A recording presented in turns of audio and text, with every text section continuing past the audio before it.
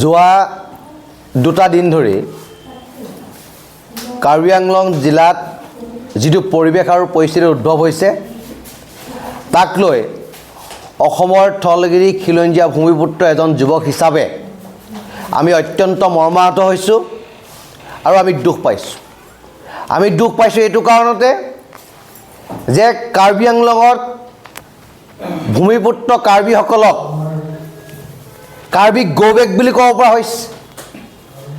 কাৰ্বি আংলঙৰ সেই কাৰ্বি ভাই বন্ধুসকলক ভাতৃসকলক আই মাতৃসকলক চাইনিজ বুলি ক'ব পৰা হৈছে আৰু আন্তঃৰাজ্যিক প্ৰব্ৰজন আৰু বহিৰাজ্য প্ৰব্ৰজনে অসমৰ ভাষা সংস্কৃতি কৃষ্টি ধ্বংসস্তূপত পৰিণত কৰাৰ সময়ত কাৰ্বি আংলঙত যিটো পৰিৱেশ সৃষ্টি হৈছে সেই পৰিৱেশে অসমীয়া জাতীয় জীৱন অসমীয়া জনজীৱনলৈ সংকেত কঢ়িয়াই আনিছে আৰু অসমৰ থলগিৰি খিলঞ্জীয়া ভূমিপুত্ৰ ৰাইজে যিটো শংকা আৰু সংশয়ৰ মাজত জীৱন অতিবাহিত কৰি আছিল সেই শংকা আৰু সেই সংশয় বাস্তৱ ৰূপ পালে কাৰ্বি আংলঙত।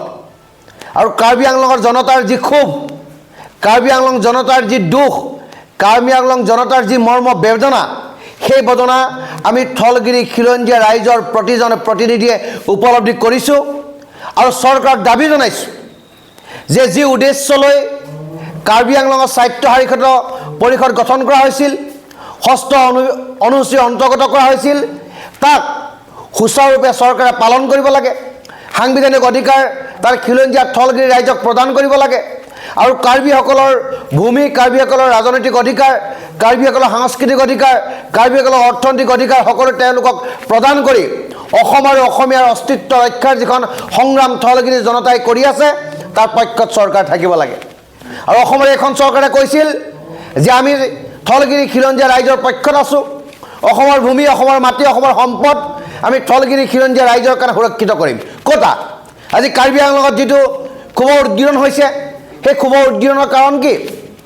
কাৰণ তাৰ ৰাইজে ৰাজনৈতিক ক্ষমতা হেৰুৱাইছে, তাৰ ৰাইজে ভূমি অধিকাৰ হেৰুৱাইছে, তাৰ ৰাইজে অৰ্থনৈতিক অধিকাৰ হেৰুৱাইছে, তাৰ ৰাইজে সাংস্কৃতিক অধিকাৰ হেৰুৱাইছে।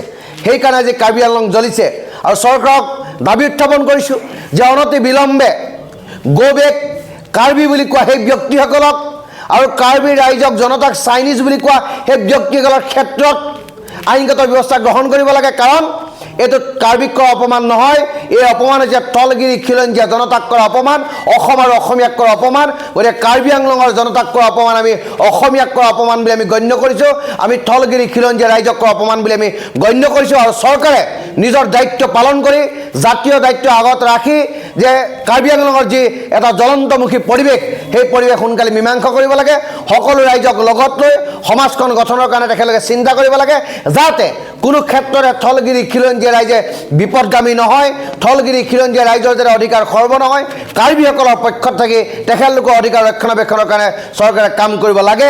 সেইটো এজন থলগিৰি খিলঞ্জীয়া যুৱক হিচাপে আমাৰ দাবী আৰু টাইহং ছাত্ৰ সন্থাৰ মঞ্চৰ পৰাই আমি পূৰ্ণ দাবী আমি অসম চৰকাৰৰ ওচৰত উত্থাপন কৰিছোঁ।